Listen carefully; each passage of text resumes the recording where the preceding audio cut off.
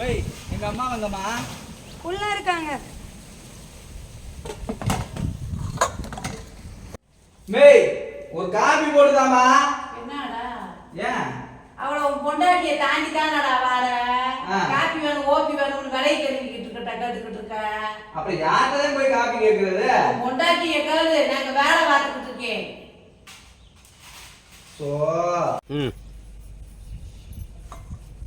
Vanitha coffee போடுமா.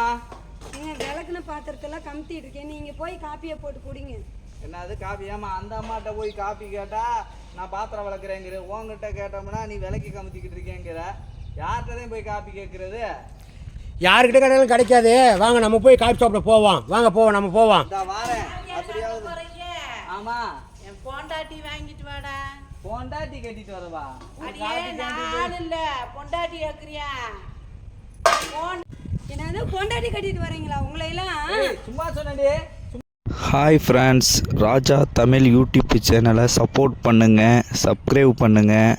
ரொம்ப நன்றி.